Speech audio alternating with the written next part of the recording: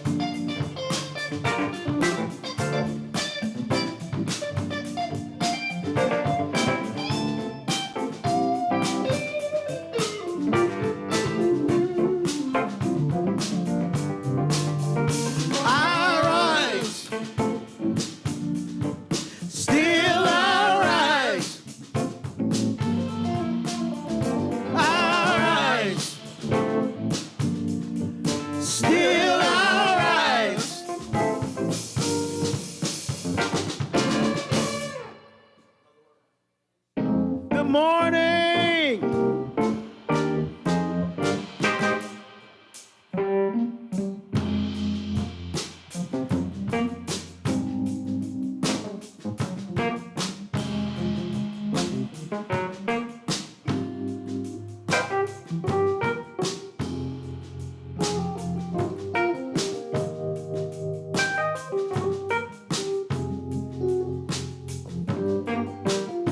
Here we go.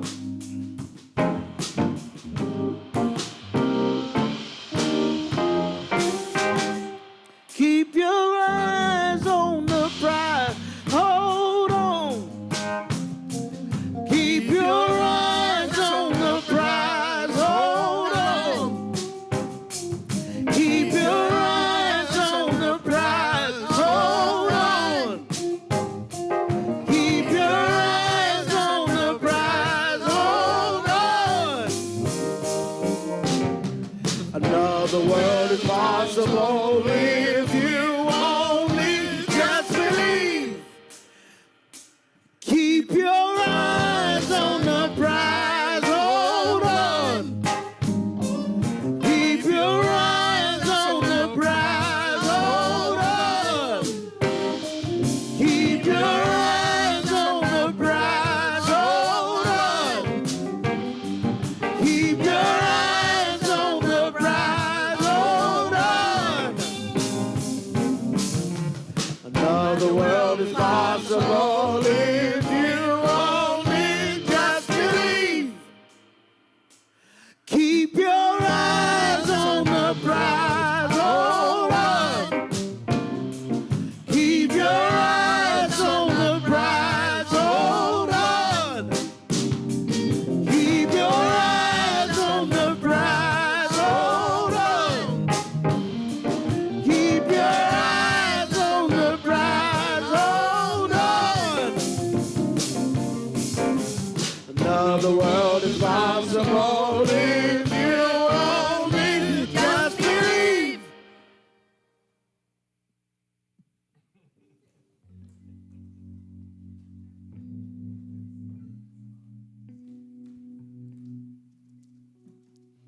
Good morning, beloveds. It's so good to see you all. We are small in numbers this morning, but feeling like we're taking up a lot of space this morning in spirit. So want to give a warm welcome to each of you here in this space, and also those of you who are joining us online, either watching live or maybe you're watching a replay. We're sending you our love. That is the beauty and magic of technology. My name is Beth. My pronouns are she, her, and I've been part of Valley and Mountain now for just over 3 years. And it's just a joy every single week to get to ground once again in this community and in this space as we head out to do our jobs and live our lives. I'm grateful every single week for the way that I get filled up by you all here. So I'm going to light a candle this morning. Before I do, though, we lost Andrea Gibson this week, an author, poet, and just a beautiful soul. And I want to offer some words this morning from one of their poems. This is what we do. We gather each other up. We say, the cup is half yours and half mine. We say, alone is the last place you'll ever be. Welcome home.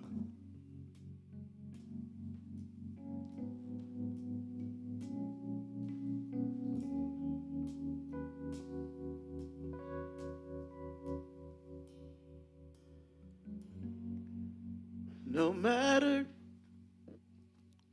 where you are on life's journey,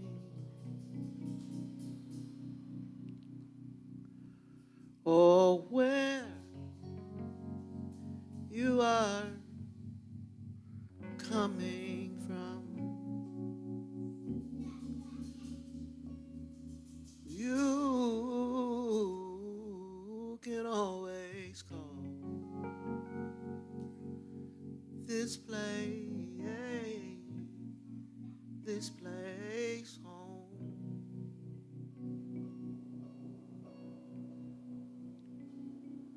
No matter where you've been or what you've done. Can I say it one more time? No matter where you are on life's journey,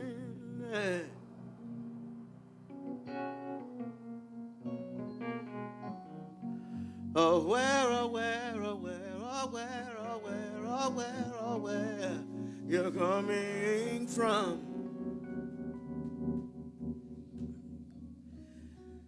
you can always call this place home. You can always call this place home. You can always call this place home.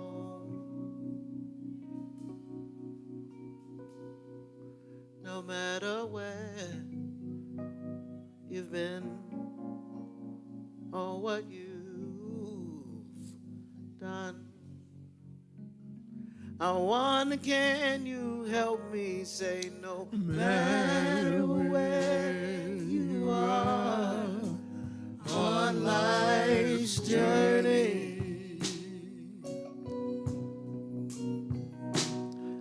or where you're coming from, turn to your neighbor and say, you can always call this place home. No matter where you've been, no matter where you've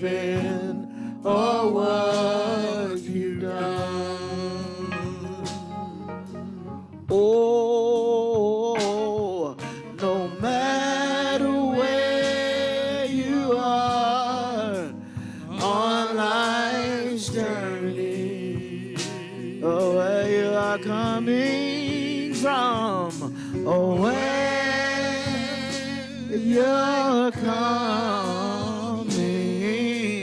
from. You can always call this place home. Can we say it again? You can always call this place home. You can always call this place home. No matter where you've been or what you've done. No matter where you've been or what you've done. No matter where you've been or what you've done.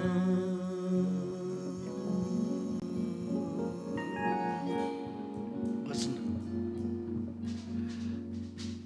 All right.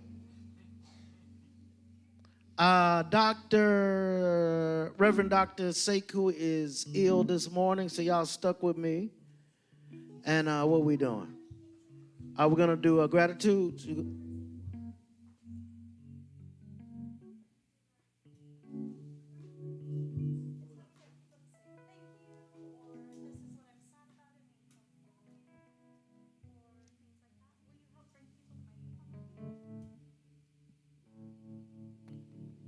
If you want to.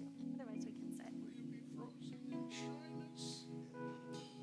Should we say good morning to them? All right, let's tell them what we're doing. What was the word again?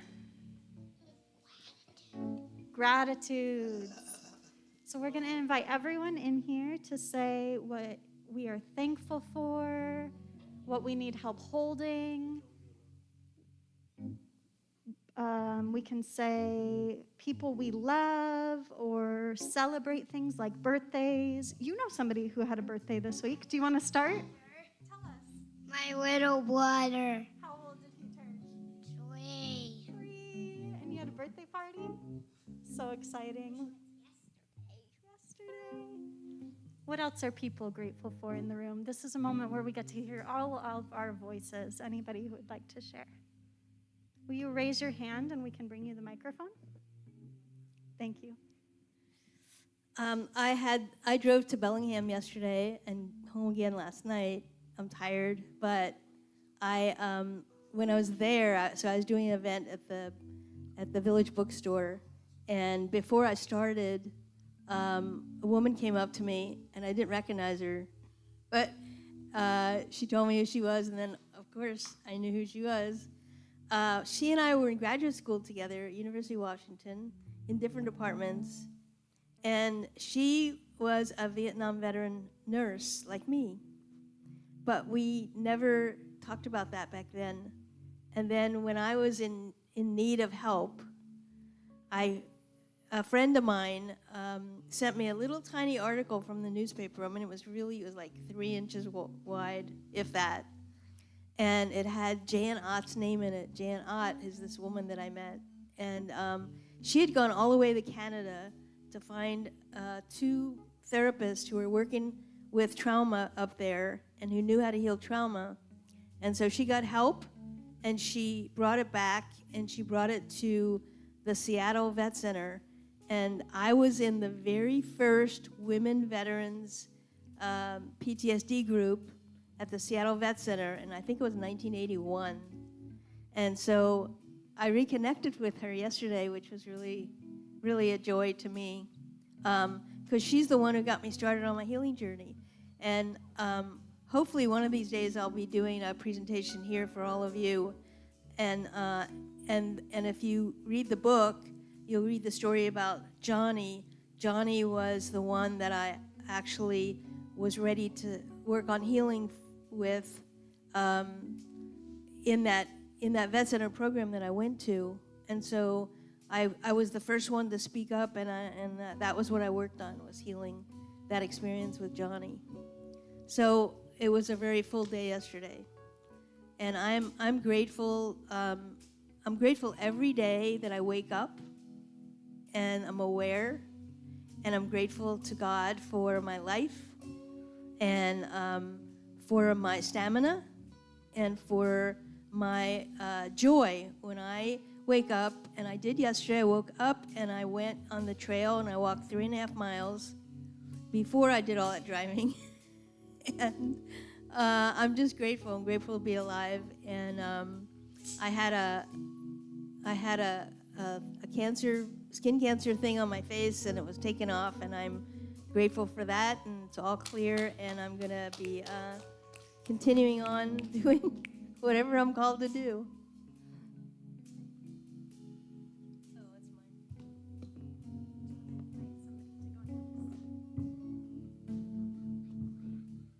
Do you want to ask her if she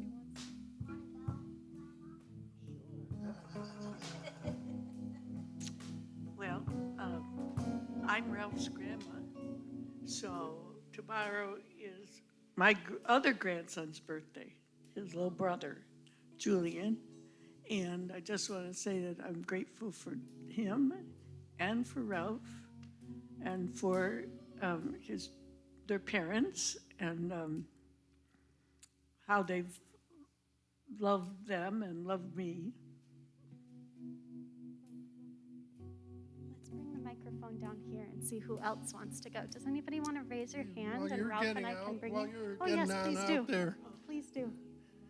I'm really grateful that in 2032, the hot new fashion trend for the cutting edge hippest of the high school kids is going to be wearing a bow tie and a regular necktie at the same time. And I thank God that I lived to see it today. He likes your fashion. Yes. All right, let's see who raises their hand to go next. Oh, I see Miss Beth. Will you bring that to her? I'm really grateful to hear from Macy, who is at camp this week in Alabama. She's been at Girl Scout camp, and that's been a really good experience. She left last week and got right to work, and I heard from her on Friday, and it was a really quick FaceTime call, which is always what you want as a parent of teenagers. It was like, "Hi, Mom, I'm having a great time. We got matching pajamas and went to Starbucks and Olive Garden today, but I gotta go because we're gonna watch this movie." And so she's doing really good. So thank you for continuing to pray for her and all the campers there, keeping them safe. Some thoughts or some gratitudes from online. Dr. Michelle says, "I'm very grateful to have found a top-notch doctor team that's willing to diagnose and treat my medical issues. It's been a long time coming and a long way yet to go." Yes, we are also very grateful for that, Michelle, and we are continuing to pray for you as you look for answers. And we love you and we miss you, and we're grateful that technology allows us to be in community with you. Would anybody else like to share? Oh, you bring it over.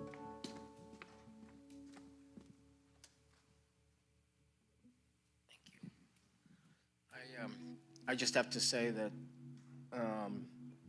this church is phenomenal. I've been raised in churches and I've never felt home. And this music, you guys are famous in Ellensburg because when I go back, there's closure happening for me there. And I brag. And I think it's okay to brag about this church. And I don't know. I just am so thankful for each one of you. You've made me feel welcome. And I've had more peace. I'm 73. And I don't think I've ever felt so at home anywhere. And I called my counselor. I had a counselor help me through my alcoholism and kept prodding me to do the steps of AA, which Still got to do quite a bit, and I got to find an AA group. But he said to me, you know, Gary, maybe you've just been out of your element. Maybe you just didn't fit over there. And I was there for 35 years. And I come here. It's amazing. Can't put it into words. So thank you all. Thank you all for being you and for welcoming me to this place. And God is good. God is good.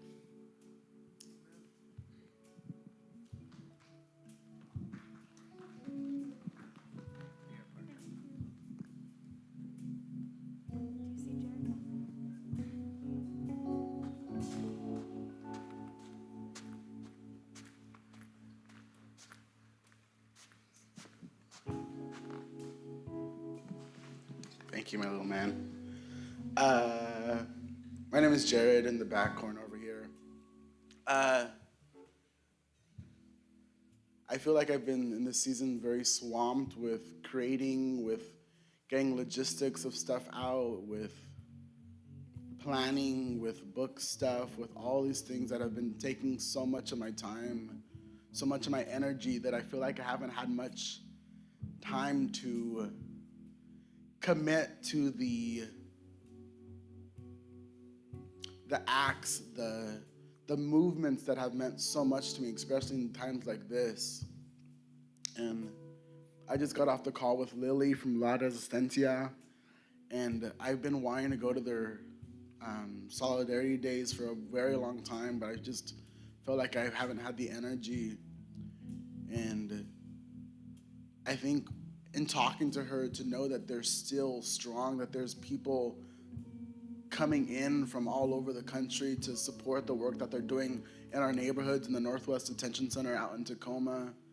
I think it gives me a lot of peace and the gratitude that, like, it's not my efforts that make the Northwest Detention Center shut down. It's the community of efforts.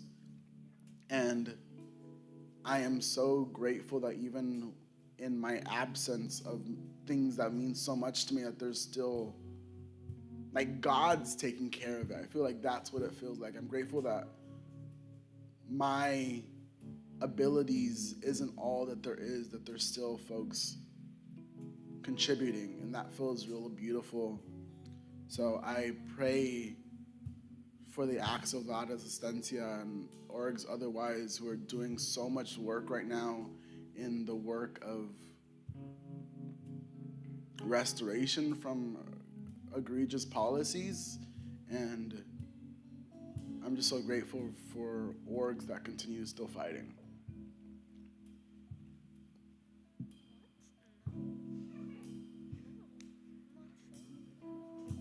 Thank you. Thanks, guys.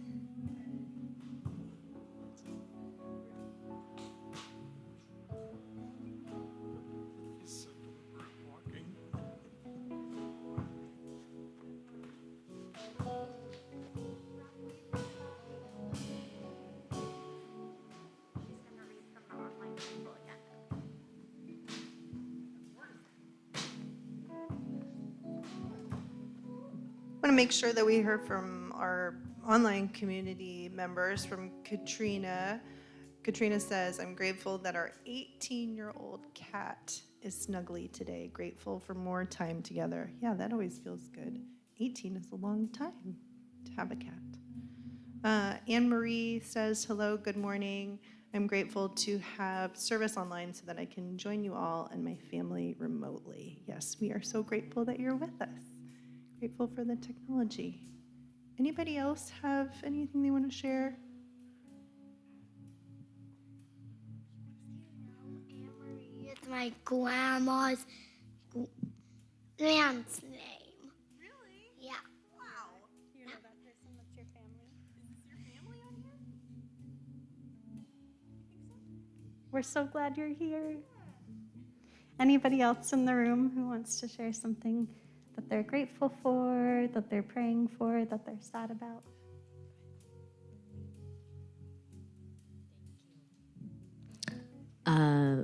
A friend of my brother's died in an accident about a week ago. His name was Yusuf. His family lives overseas, so I'm just thinking about my brother's community and that young man's family.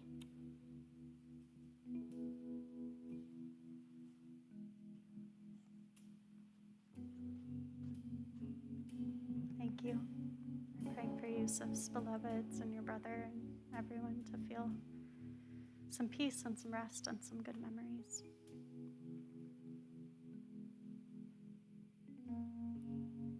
Is that everyone who wants to share for today?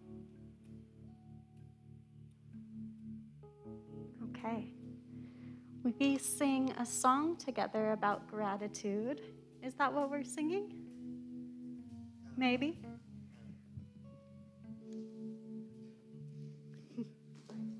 Oh, I have your microphone. Wow. I won't be starting the song today. Why don't we just let the musicians play? Is that all right? And we just sit? Is that all right?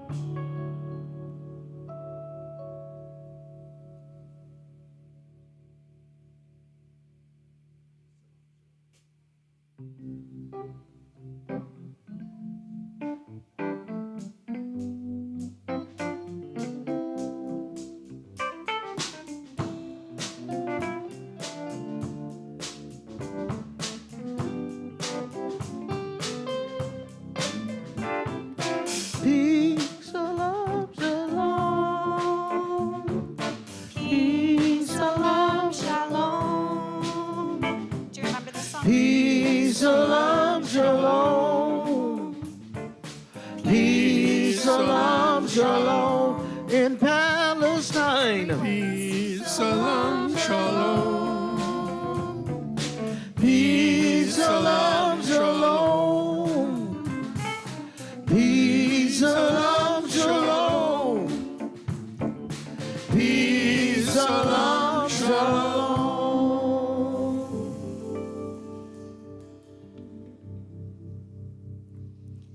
Together, we're noticing things about the room, which is always a great way to settle in.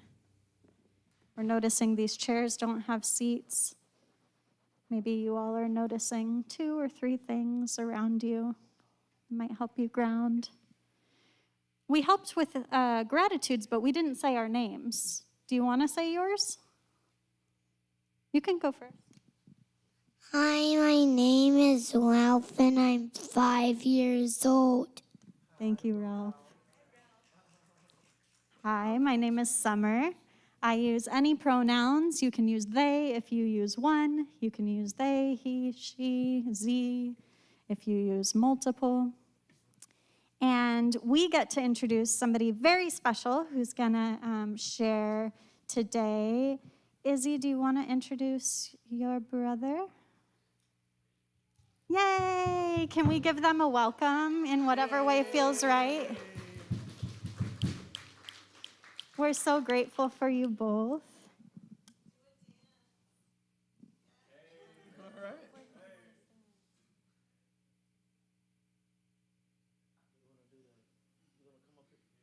Oh, okay, we'll go up here. Come on, Sam.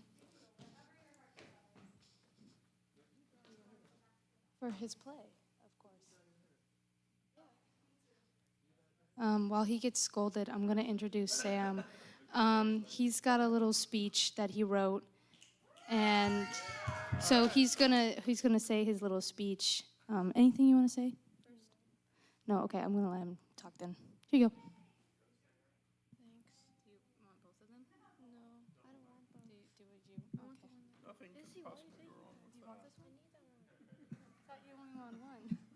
No, wait, I'm trying to get comfortable. I'm moving this.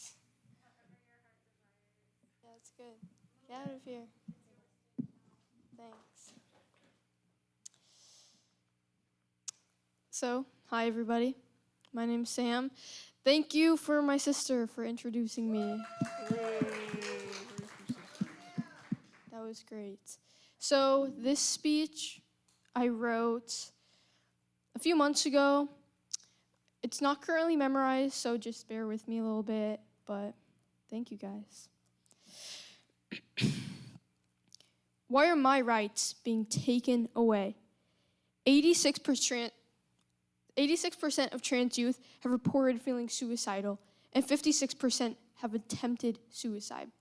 That number is only increasing due to the laws and bills being passed to restrict trans rights. So, why is the government trying to erase transgender youth? Throughout my whole life, I have witnessed the government try to erase me from existence.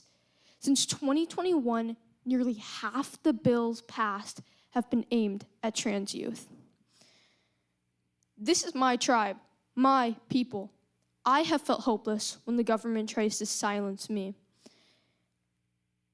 I have seen my peers suffer, and I have heard the stories of people committing suicide because they no longer have hope. Their stories are my stories because that could be me. This is not something we could ignore. The surge in anti-trans legislation has caused an environment of fear for transgender people. A research study shows that suicide attempts have increased by 7 to 72% in states that have passed anti-trans bills. 73% of trans youth aged 13 to 20 have lower odds of self-harm when receiving gender-affirming care. So the government isn't just passing bills, they are killing our community. We have to come together to demand change and support each other. There are so many things that you can do. Be an advocate. Call out transphobia when you see it. Listen. Seek to understand other lived experiences, along with so much more. By coming together, we can work to build a community of support and acceptance for marginalized groups. We can build a community that treats trans people with the same respect and dignity that we treat cisgender people with. These issues are real, and these laws are actively being passed, but there is so much that we can do to make a change. So let's take these steps of change and let's take them now. Thank you.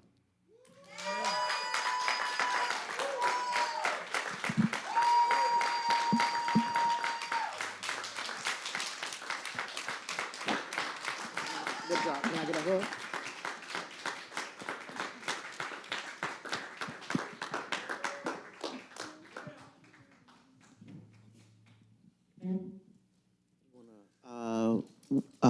We sing and then you intro? Does that work? Em, what do you want to hear? Do you want to hear We Will Not Bow Down or Redemption Song? Okay, all righty. Y'all don't have to do nothing. Y'all don't have to do nothing. I got it. Oh, pirates, yes, there are by. So like to the merchant ships.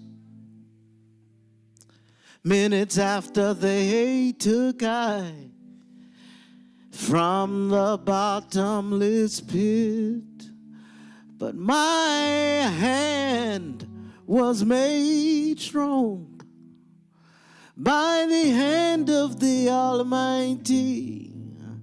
We reach forward in this generation triumphantly. Won't you help me sing? these songs of freedom. That's all I ever have. Redemption songs. Redemption songs. Emancipate yourself from mental slavery. None but ourselves can free our minds. Have no fear of atomic energy. None of them can stop the time. How long shall they kill our prophets while we stand aside and look?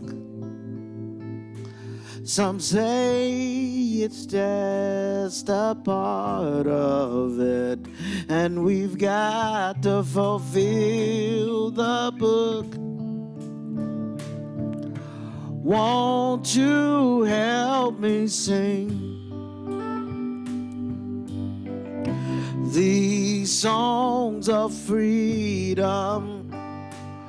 That's all I ever had. Redemption songs. Redemption songs.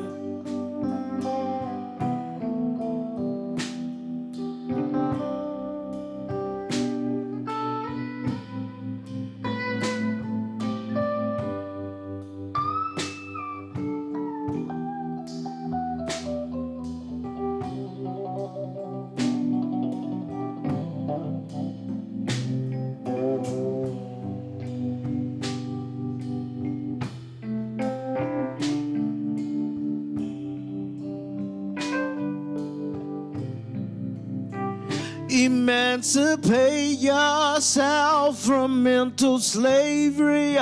None but ourselves can free our minds. Have no fear of atomic energy, 'cause none of them can stop the time. How long shall they kill our prophets while we stand aside and look? Some say it's just a part of it. We've got to fulfill the book. Won't you help me sing these songs of freedom? That's all I ever have. Redemption songs. That's all I ever have. Redemption song.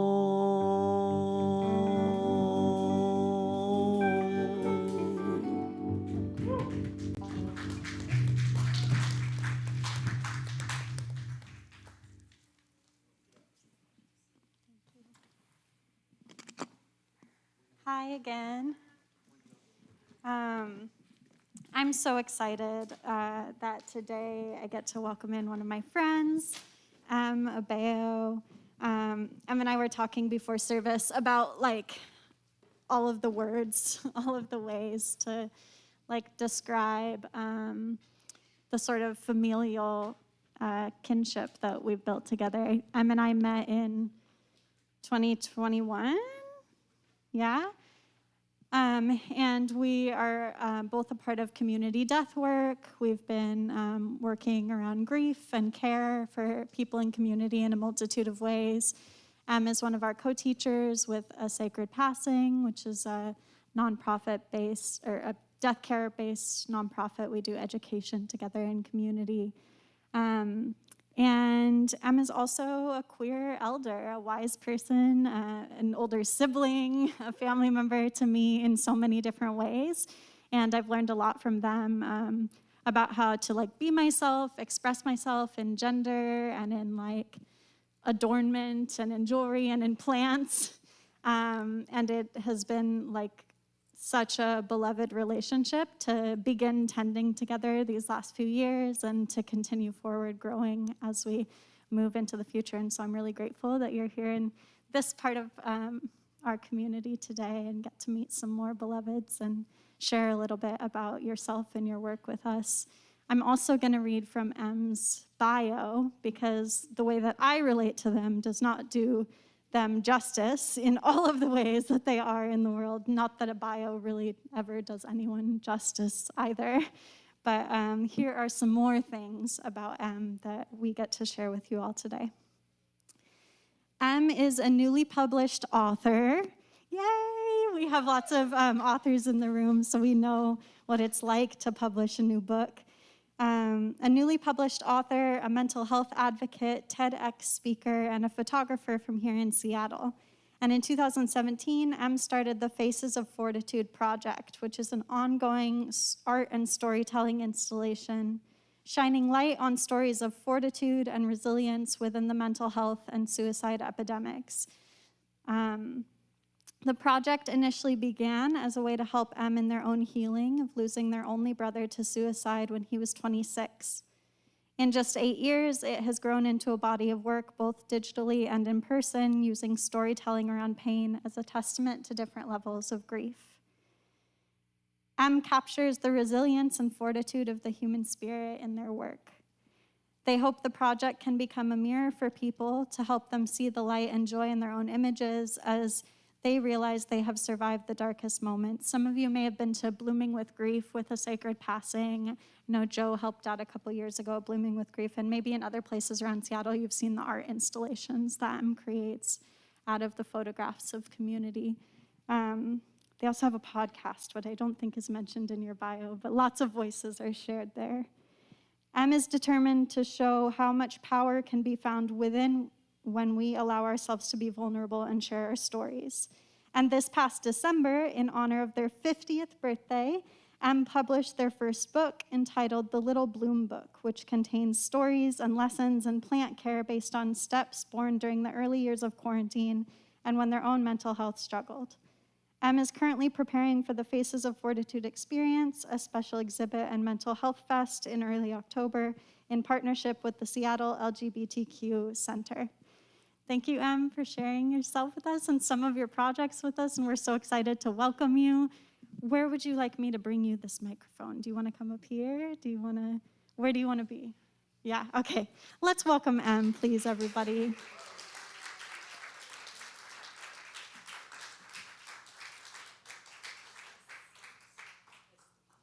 Whatever your desires. I don't want to hold the microphone. Can I use the other one? Do you want me to, if you want to sit, I can bring it down to you, or? I can just do this. Is this fine? Is this Totally fine. If I have to hold something, I just get really distracted. It's a thing. There we go. Hi. Thanks for that, Summer. We are very familial, and it's hard.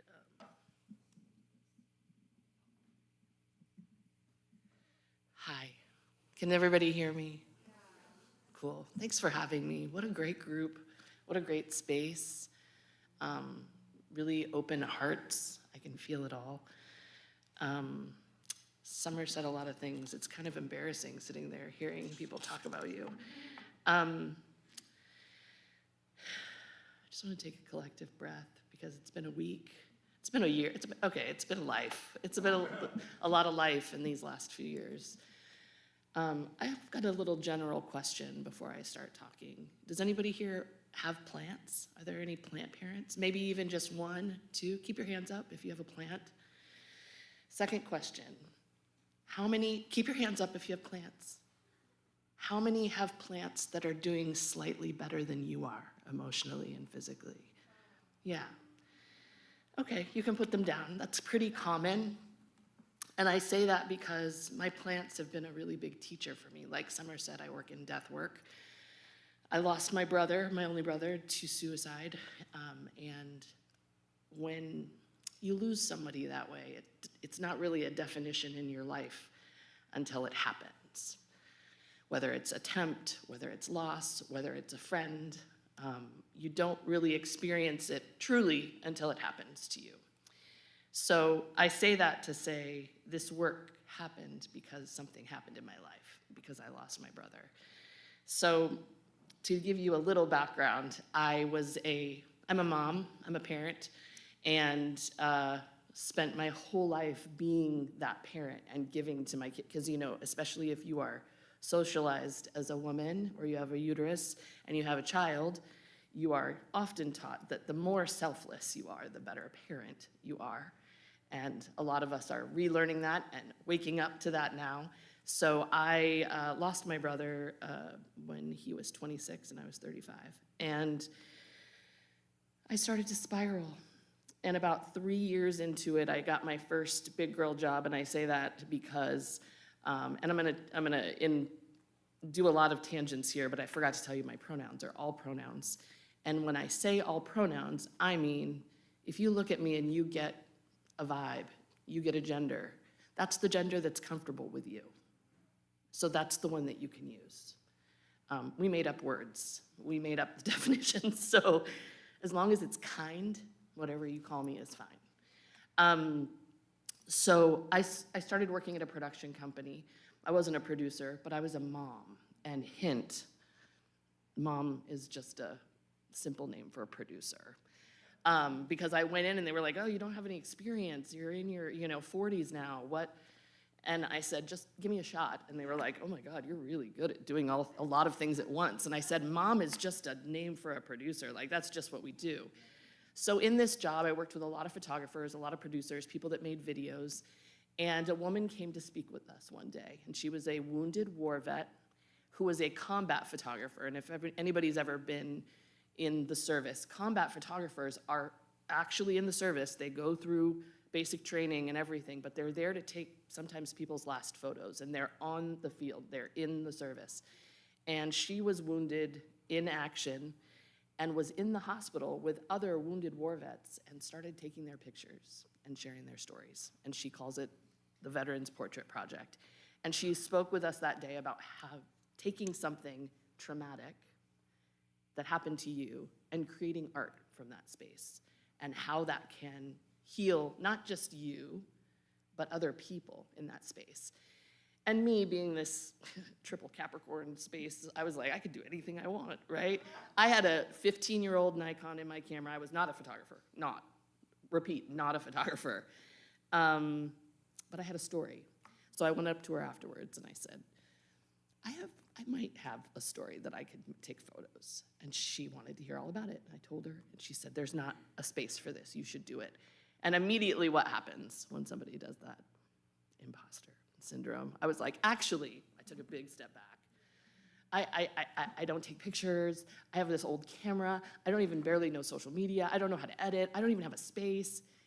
And she, another Capricorn, looked at me and said, it sounds like you have a lot of excuses and you are getting in your own way. She said, you work at a place that has photo space. You work with photographers that can help you. Your only excuse is you. Well, that wasn't very nice, but she was very correct. So I asked for permission, and I asked for something. The power of no keeps us from doing a lot of things, but I didn't get any no's. So I started the Faces of Fortitude project, and I took my own picture. I put my camera on a stand, I had a remote, and took my own picture.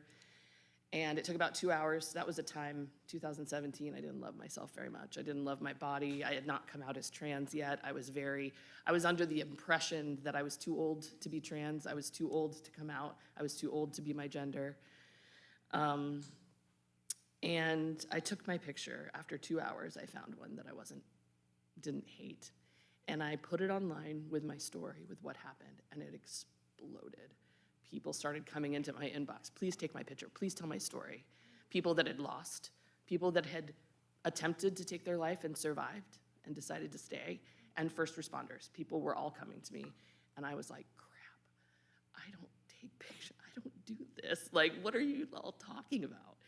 And so I went to YouTube, and I took two YouTube classes and taught myself to take photos, taught myself to edit, taught myself social media, and then it started to become a lot bigger than me very quickly. And so 2017, 2018, 2019, I got offered to do a TEDx. I got offered to talk about the things that I was learning. But, and this is something that we all realize now because we're all in the midst of a lot of grief, I wasn't taking care of the things that were coming up for me, because every story that I told broke my heart open in a different way. Because if you've lost anyone, you know that, especially to suicide or mental illness, if you've lost anyone, your grief comes back with other people's grief. There's a thing of crossed narration in our stories. That's how we connect with each other. You don't want to connect with somebody on something that doesn't matter. What do we connect with? Oh, my friend just had a baby. So-and-so just died. Someone just got married. We connect at our pain points and our joy points. So I was connecting with these people, meanwhile, throwing my grief just in this little pile of Mount Tahoma in the corner and not taking care of it. And then what happened? Quarantine. Quarantine happened, and all these plates that I was spinning crashed. Meanwhile, I was getting a divorce. I was married for 25 years. I was living by myself for the first time in quarantine with no community, no one. And of course, the first thing that happened was I came out because as trans. I had been queer my whole life, but my gender, I'd never had space with all the voices around me. And then those voices were gone. But what followed was darkness. You know, without community, one of the biggest stats around suicide is lack of community. People that do not feel they have community, people that do not feel they have community resources. And that was me in that moment. This was me holding all of these stories, but not knowing what to do with my own. And in the midst of all of this, I had become this plant parent, because quarantine, you were either baking banana bread, you were, getting plants, or some sort of hobby, because we all needed to do something. So the plants had started, and I would get these little sicklings from Safeway in the corner, or people giving away free plants. I really wanted to bring them back to life. I don't know who I thought I was, but it wasn't as easy as I thought. And one day, one of my prized possessions, I named them all. All my plants have names, for the record. And if your plants don't have names, I'm telling you this now. They need the CO2 that comes out of our mouths. So why not name them? So one day, LaBeija is my plant, who was a maidenhair fern, arguably one of the most dramatic and diva plants, very, very soft, beautiful, lush fern. And if you do not water them right when they need to be watered, about 20 minutes grace period, they will die with their hands on their forehead, and that's it. And it was crusty and dead, and I didn't know what to do, and I was so sad. She was my prized plant. So I looked up, I Googled, I was like, all of the things. She had a schedule, she had oils. I'm not gonna let you die again. I put her in the corner, and I waited. And I thought, I'm not gonna throw her away. Maybe she'll come back. She was dead. About 6 weeks later, there's this little tiny, tiny furl. I'm looking for the little picture. I painted the pictures in the little bloom book. So she came back, a little tiny furl.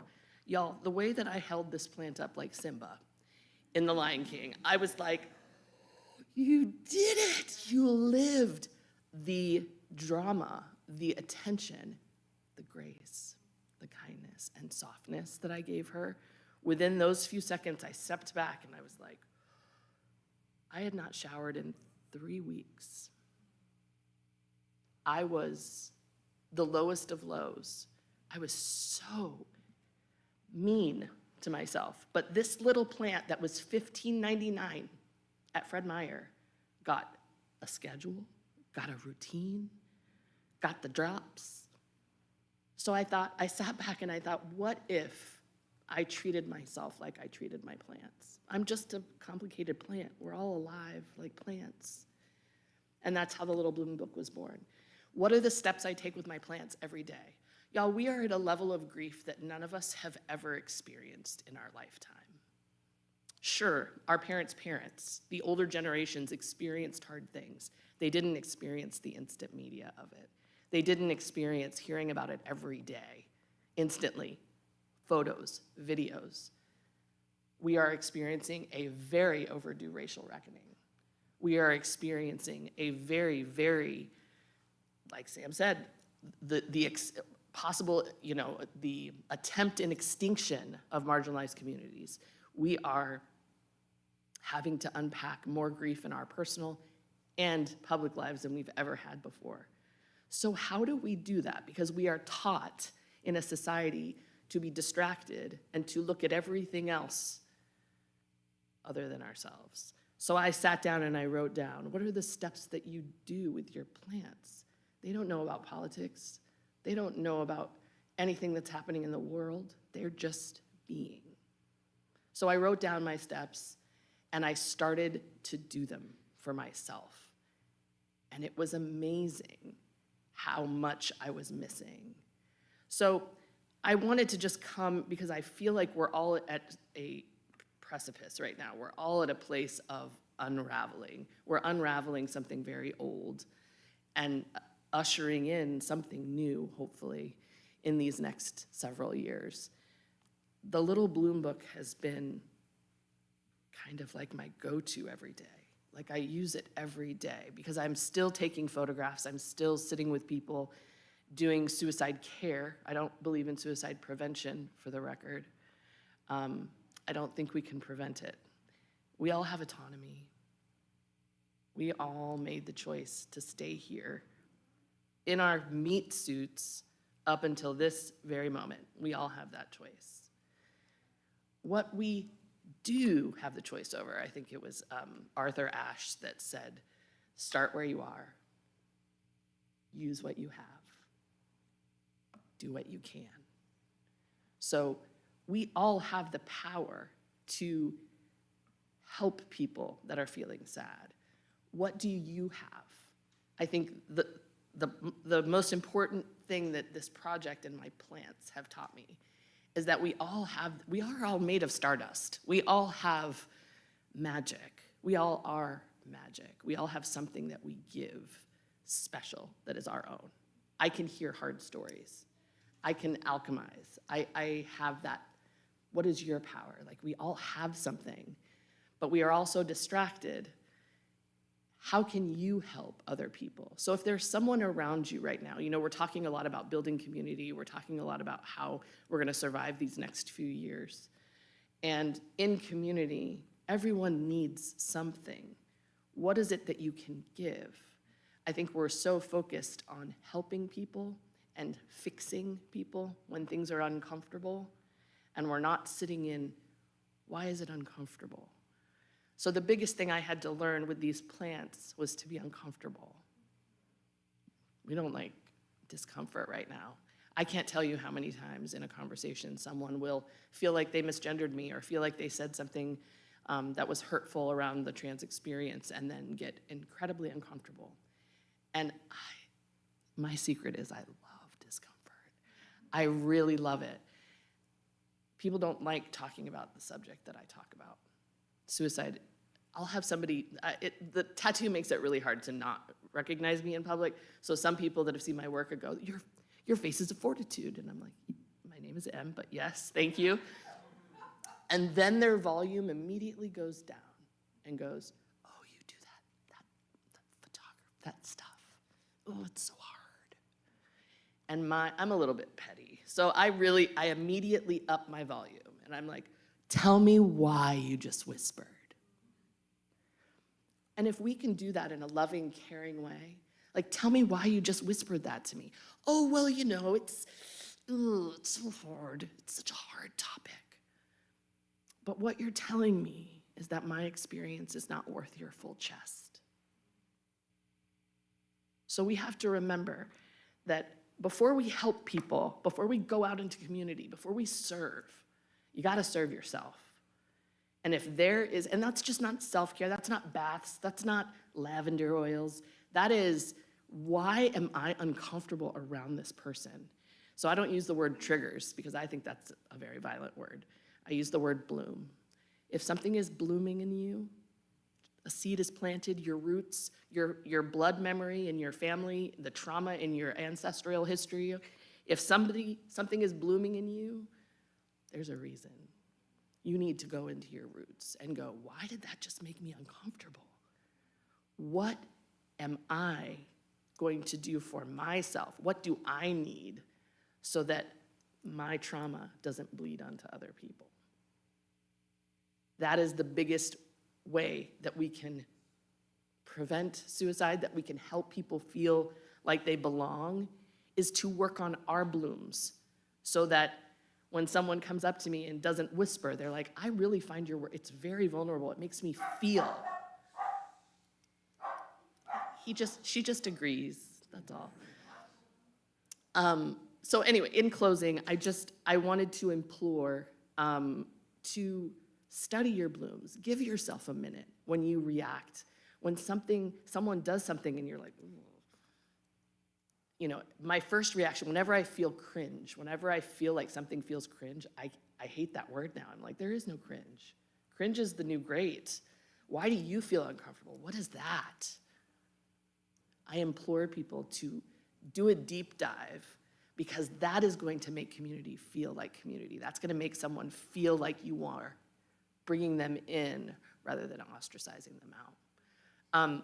Anyone that has a story, anybody that would like to get their stories out of their bodies, that is my life work. I think getting these stories around suicide and mental illness out of our bodies creates a space that we can do work with. One of the people that I photographed said getting the words out of her mouth felt like tacks on her tongue. The more we talk about them, the more we say them, the more helpful they are getting them out of our bodies. So you can find me online, you can find me anywhere. The portraits are talked about, and I have a little session a few times a month, and I photograph people, and I would just love to make space for those stories. So anyways, that's all I wanted to share today, and thanks for welcoming me. I appreciate it.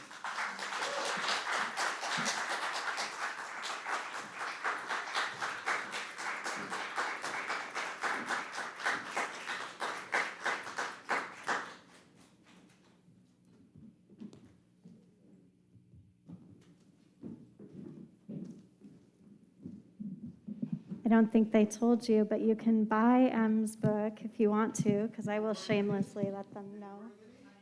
Yes, they have some copies of it, and there's also available online.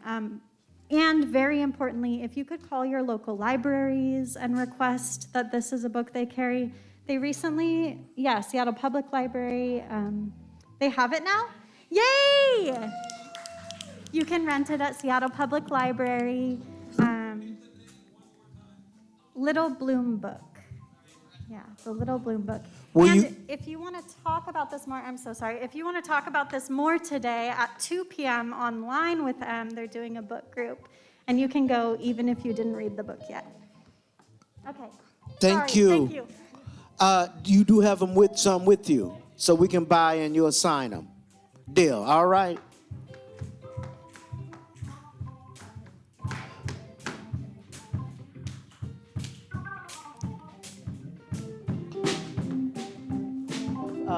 Give me a piano.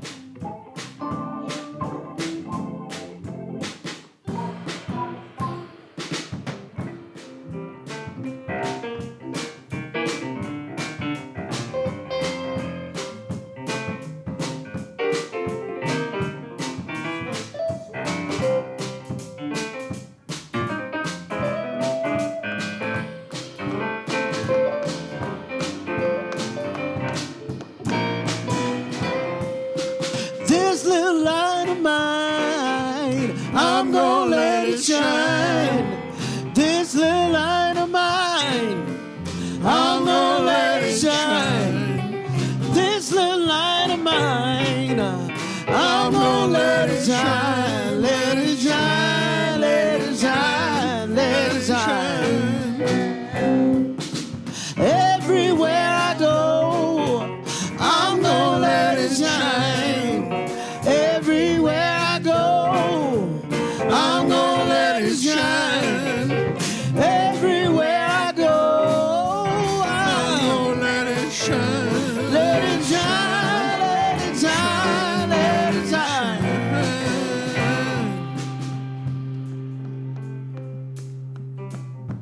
We have come to that part of our service that is the offering.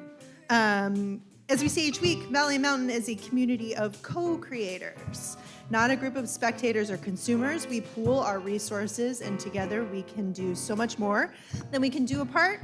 At this time, you can make an offering or a pledge. There are a few different ways to do that. When you come forward for communion, there are offering baskets at the front of each aisle, and you can make your physical offerings there. You can also give online. There is a link in the digital bulletin, or you can text to give, and those are also details there.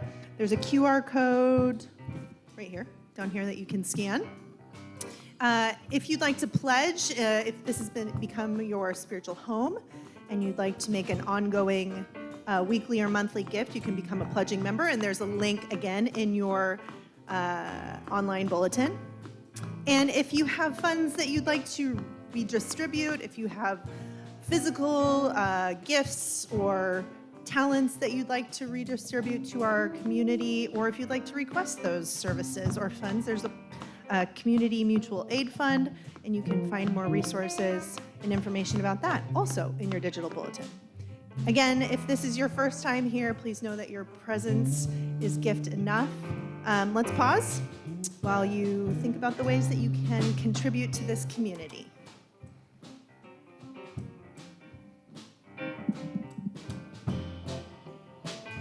Thank you for all these gifts and the many ways that you co-create with us. Please join me in saying our offering prayer, which are printed on these lovely green strips of paper that you can also find near the baskets.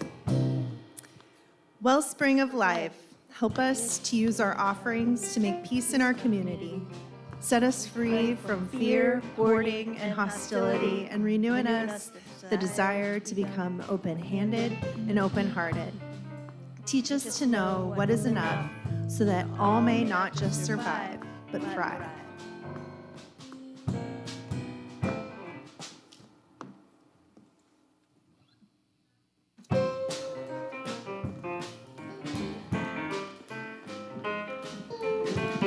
Reverend.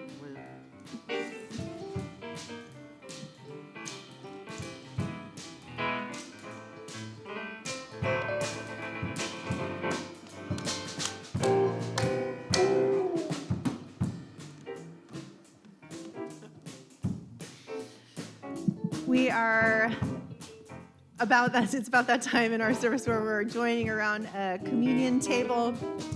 This is an open table. We're going to have two lines here in just a minute where you'll get non-alcoholic grape juice and gluten-free crackers.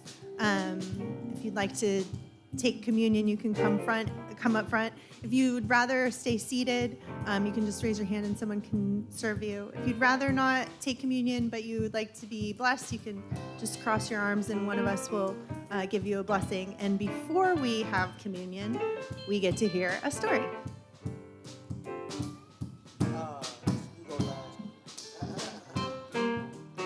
Jesus arrived outside Jerusalem. The occupied people of the land went outside to greet him, and together they defied the emperor through the art of revolutionary street theater. Jesus went outside the temple, turned the tables, and welcomed in people who were sick and disabled who had been excluded. They entered the temple, and the stories were centered, and it was a holy place. The night before he was executed as an enemy of state, he gathered his friends to sing, pray, and share a meal that would build their courage for the journey ahead. He broke bread, poured the cup, and said, "Do this in remembrance of me."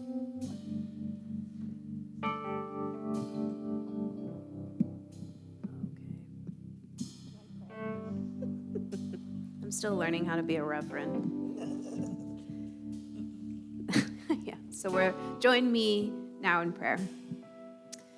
Gracious God, pour out your Holy Spirit unto us and these gifts, that through this cup and bread we may know we are beloved without condition.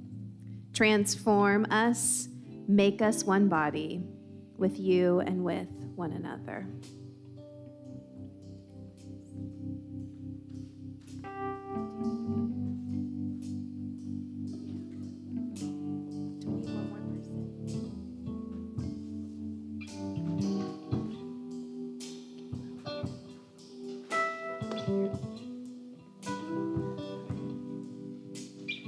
So come, for the table is open.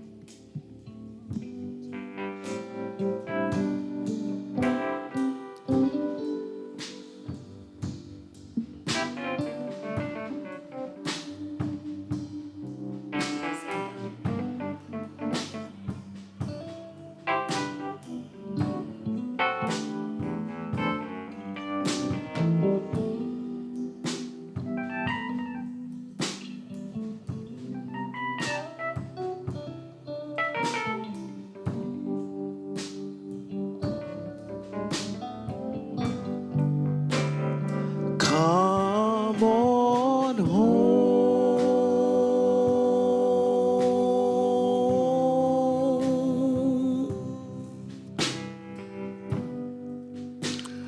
Home to me, and I will hold you in my arms, and joy will be there. Will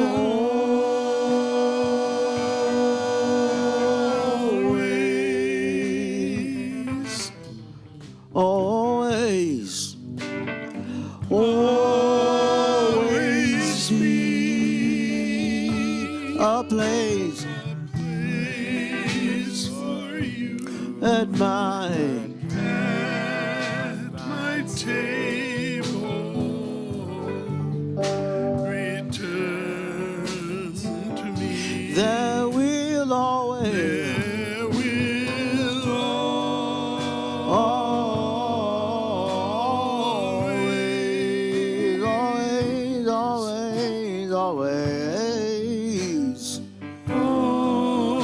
always be a place for you at my table. A place for you, a place for you at my table. A place for you at my table. Return to me.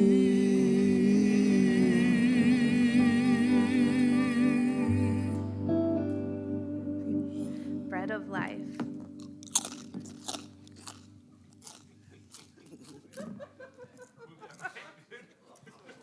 ASMR bread of life up here. Cup of liberation. We're very formal here. Very formal.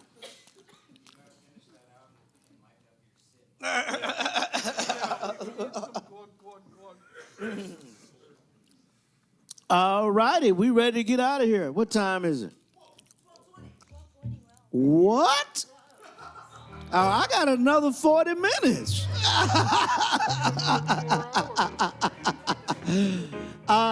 Announcements? What's happening?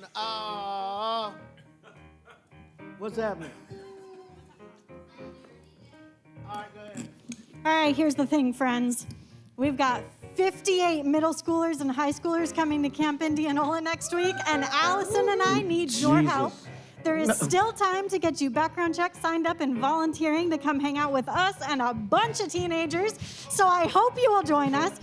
This is a great way to use your limited vacation time, your PTO, all of the things that you need to do with the summer. But seriously, there are herons out there, there are eagles out there, there are so many deers. It's a lot of fun to spend time with teenagers, and I'm not lying to you.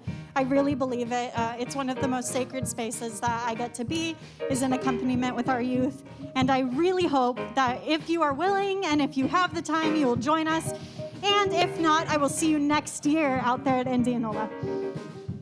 What else is going on? We have scripture study every Saturday at 8 a.m. Saturday. You said Sunday. Saturday. Every Saturday, 8 a.m. Oh, we said we were, didn't we? All righty. Dr. Dianza sent us a text. And said what?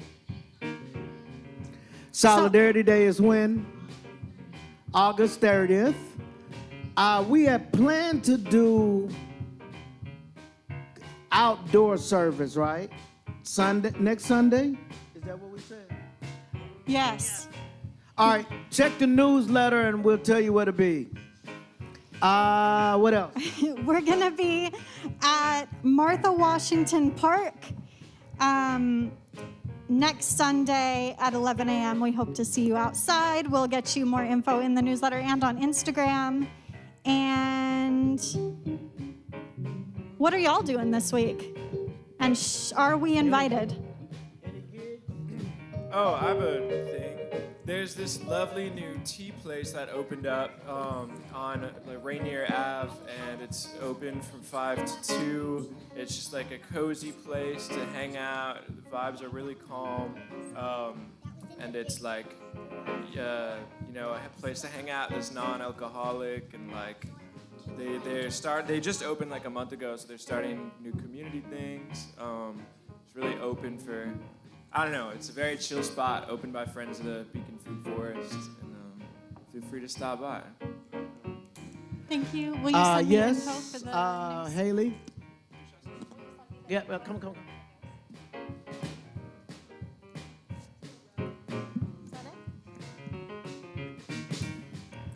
One more announcement. Ralph won almost all of the games of tic-tac-toe and connect the dots, so y'all got to watch out. I think hi, this is Haley, she, her pronouns. A lot of you know I organize with Christians for Free Palestine. We've shifted our meeting ritual to be more of a monthly spiritual refreshment time, just knowing that this is such a long haul of a journey that we're on, and so wanting to really tap into the uniqueness of our organizing space, which is our Christian tradition, and so how can we hold spiritual companioning as we are in the trenches of this work. So we meet the second Monday of the month from 7 to 8:30-ish. We meet via our Signal group.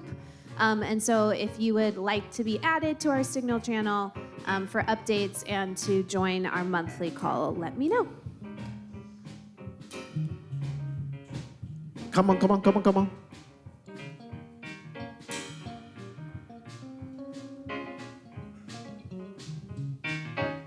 Hello, everybody. Jared here. I have a book coming out next week. Kind of cool. Excited about that. All that. There's an event happening next Monday, the 28th, right literally down the street called the Southside Commons. It's in the newsletter. But Sunday is the actual release of it, next Sunday. And you can find it at a lot of different bookstores around town. You can find it at Left Bank bookstores. You can find it at all Third Place Books.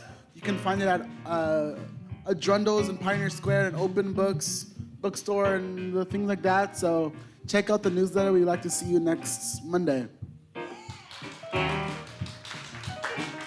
I'll share that my last scheduled event is this coming Monday, which is tomorrow. It's at the Issaquah Senior Center, and I will have books there, Warrior Nurse, PTSD and Healing, and I'm going to be showing slides, pictures, telling my stories, and if you want to come on out. I don't really know the address, but it's Issaquah Senior Center. 1 to 3 in the afternoon. All right, everybody, grab a book from M on your way out.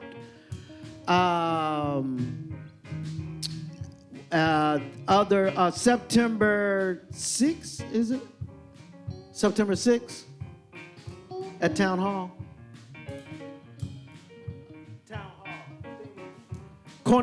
September 6th, we're going to have a fundraiser at Town Hall. Cornel West will be keynoting, and it'll be a ticketed event. So keep that in mind. You'll see that in the newsletter. And tomorrow, we're going to look at another space at the old Collab is for sale. So we'll be going there at 10 a.m. tomorrow if you want to meet us there. To look at it and start the whole wonderful process over again. So, I think that is it. Hey, is there any opportunity if somebody wanted to stay late and help take down all these decorations and things? Anybody, could they get a chance? Who can help break us down? All righty, thank you. Why don't you rest on your feet?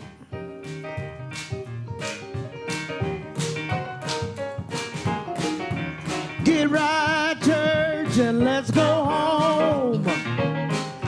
Get right, church, and let's go home.